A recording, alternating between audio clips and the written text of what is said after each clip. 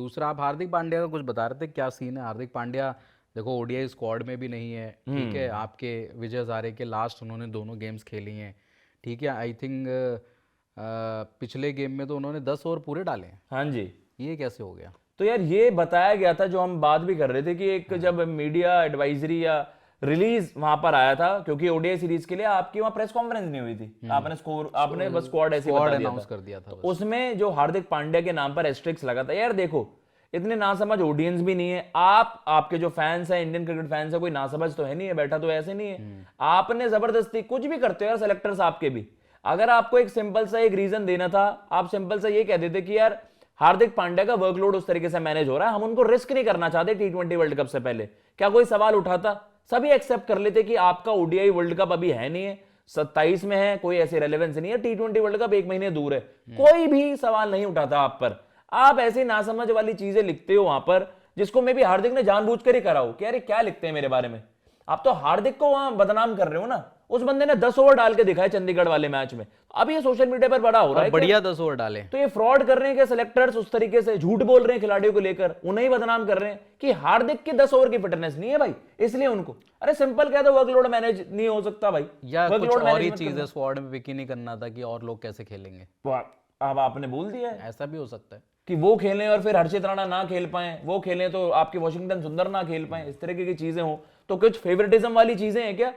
आपने उसमें एस्ट्रिक्स लिखा था, अगर मैं आपको पढ़ के बताऊं कि हार्दिक पांड्या अवेलेबल क्यों नहीं है, वो हम आपको बता ही रहे थे कि यार हार्दिक पांड्या को सेंटर ऑफ एक्सीलेंस से जो एडवाइजरी आई थी बीसीसीआई की तरफ से, हाँ। वो उसमें था कि भाई 10 ओवर वाली उनकी फिटनेस नहीं है, हाँ, तो इसलिए उनको भाई पिक नहीं किया जा रहा है। तो उन्होंने वहां पर जो था श्रेयस अय्यर के लिए बोला था availability subject to fitness clearance चाहिए बीसीसीआई सेंटर ऑफ एक्सीलेंस से, वो आपको मिल गई।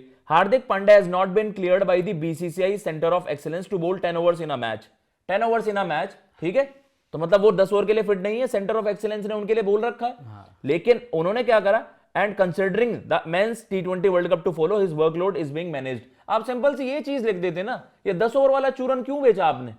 हार्दिक पांड्या को भी लग गई होगी यार, ये तो मेरे को ही बेवकूफ बना रहे हैं, मैं तो डाल सकता हूँ मुझे दुनिया के सामने कह देंगे ना इसके बंदे की 50 ओवर तक की फिटनेस नहीं है, इसको हम क्या रेट करते हैं। हार्दिक ने 10 ओवर डाले थे, 66 रन दिए थे, 3 विकेटें लिए थी, और हार्दिक ने फिर आप हार्दिक को और बदनाम करने के चक्कर में हो, और उसी मैच में 30 पे 75 रन मारे थे। हाँ यार, आपको पिक नहीं करना या कुछ भी वजह हो, वर्कलोड का आप हवाला दे देते, कोई सवाल नहीं उठाता। ये जो आपने करा है ना, इससे और ज्यादा ड्रामा होगा कि सेलेक्टर्स चीजें ढंग से, जो आपने बीसीसीआई ने जो ये मीडिया एडवाइजरी जारी करी, मीडिया रिलीज जारी करी थी, तो ये सब चीजें आपने क्यों कर रहे हो, ये एंटिक्स क्यों यूज कर रहे हो भाई? आप सोचना, सोच समझकर आपको करना चाहिए। हार्दिक पांड्या को वैसी दुनिया बदनाम करती है, उन्हें कह देते हैं यार रेड बॉल क्रिकेट तो बंदा खेलता नहीं है, फिट है नहीं है, करोड़ों रुपए आईपीएल, अरे यार उसकी बॉडी है, वो बेटर बता पाएगा, आप लोग ज्यादा बेहतर बता पाओगे, बट स्टिल उसको इतना भी बदनाम ना करें कि ये बस 4 ओवर का खिलाड़ी है, इसके अपनी मर्जी से T20 खेलता है, उसके लिए भी कभी दुनिया ये सवाल उठा देती है, कभी भी इंजर्ड हो जाता है, और आईपीएल का है, करोड़ों रुपए का खिलाड़ी है, अपने मनमर्जी खेलता है, वो खेलना चाहता है, आप उसको खिलाना नहीं चाह रहे। इस ओडीआई सीरीज में तो सबका ही कहना यह था कि मत खिलाओ भैया, क्योंकि वर्ल्ड कप आपका 1 महीने दूर, आप नहीं चाहोगे हार्दिक जैसा खिलाड़ी, बुमराह जैसे खिलाड़ी कोई इंजरी का शिकार बन जाए, फिर तो इंडिया ही बुरा फंस जाएगी ना। बुमराह के लिए तो आपने बोल दिया कि रेस्ट है, T20 वर्ल्ड कप है, सीरीज है, तो यही सेम चीज हार्दिक के लिए भी बोल सकते थे यार आप कि भाई हमारा की प्लेयर है और हम उसको रिस्क नहीं करना चाहते और हम उसको रेस्ट दे रहे हैं। ये जबरदस्ती है, वो लकड़ी लेवल काम है कि जबरदस्ती उधर पड़ी हुई है तो आपको करना कुछ। तो मेरा मानना ये है कि भाई आप जबरदस्ती इस तरीके की चीजों से बचें और थोड़ा सा कॉल्स ना थोड़ा सा वैसे लिया करें, या कुछ अपने शब्दों को भी देखा करें। आप एक सेटअप ऐसे सिस्टम को रिप्रेजेंट कर रहे हो जहां पर आपको पता है यार फैंस ना एक एक चीज को पकड़ लेते हैं, वो देख रहे हैं कि विजय हजारे में जबकि उनके क्वालिफिकेशन का कुछ वैसा नहीं होने वाला था, तब भी 10 ओवर डाल रहे हैं, वहां पर मैचेस खेल रहे हैं सबके कहने पे। कि एक तो हार्दिक पर भी सवाल उठने लग जाते हैं ना कि यार हार्दिक हर जगह से एब्सेंट रहते हैं, उन पर क्यों नहीं सवाल उठते?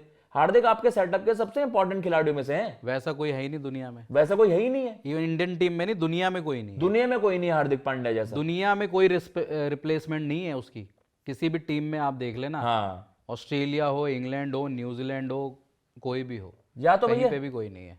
वो क्या कह रहे हैं कि भैया या तो आप ये समझें कि क्या आपको ये लगता है कि यार ऐसी चीज ना लिखे तो दुनिया सवाल उठा देगी हर्षित राणा के सिलेक्शन पर या वॉशिंगटन पर सवाल उठा देगी, ये कैसे?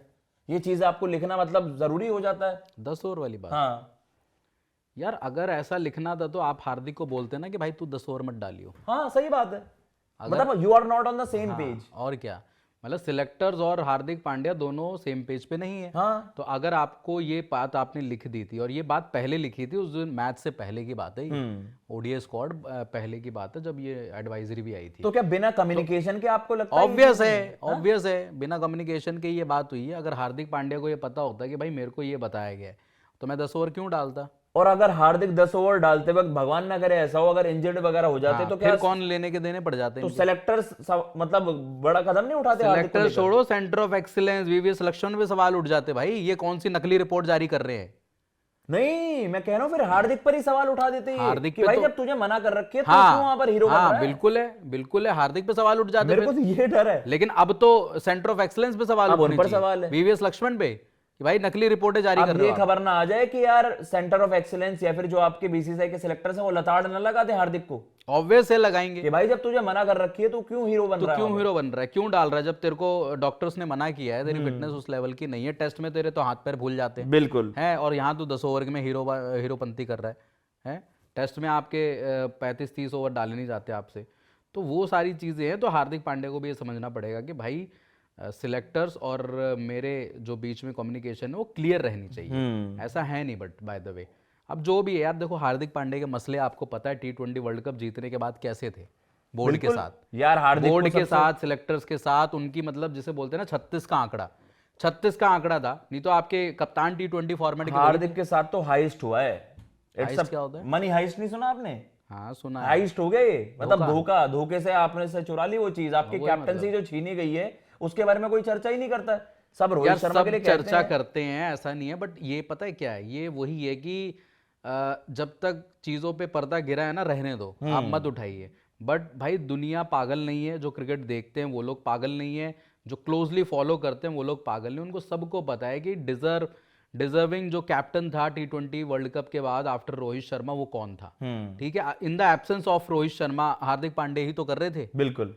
जब जब रोहित शर्मा नहीं थे और जब वो ब्रेक लेते थे T20 से, जो भी फिटनेस का वर्कआउट जो भी कह लो, तब हार्दिक पांड्या आपकी कैप्टनसी कर रहे थे, चाहे वो ओडीआई फॉर्मेट हो चाहे वो आपका T20 फॉर्मेट हो। तो यार आप हार्दिक को दुनिया के सामने ऐसा मत दिखाओ, उसे ही विलन बना दिया सेलेक्टर्स ने। हार्दिक तो आपके हमेशा ही विलन बनता आपके मैनेजमेंट क्यों हार्दिक को विलन बनाने पर तुली हुई है? वो उसको दुनिया फिर भी उतना ही प्यार करती है भाई।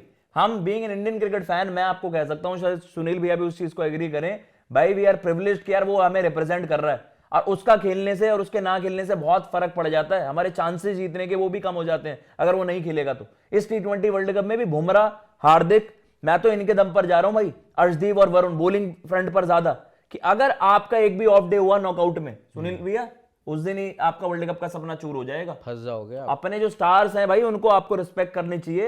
हार्दिक को जबरदस्ती विलन ना बनाए सिलेक्टर्स, ये इस तरीके की चीजें ना करें जिससे कि लोग अननेसेसरीली सवाल उठाएं। और फिर देखो, फिर जो आप कहते हो ना कि यार वो ना अपने आप ही दुनिया बवाल मचाती है, आप मौके देते हो। एक होता है ना भाई जबरदस्ती ड्रैग करना किसी को, बंदे को आप मौके दे रहे हो कि लोग आप पर सवाल उठाएं। तो आप जो लिखा गया वहां पर मेंशन हुआ उन सारी चीजों से बचें। हार्दिक ने विजय हजारे में 10 ओवर भी डाल दिए, आपने मना करा कि सेंटर ऑफ एक्सीलेंस ने अभी उनको क्लियरेंस नहीं दी है, तो अब आप हार्दिक के पीछे ना पड़ जाएं कि जब ये कंट्रोवर्सी सामने आ जाए वो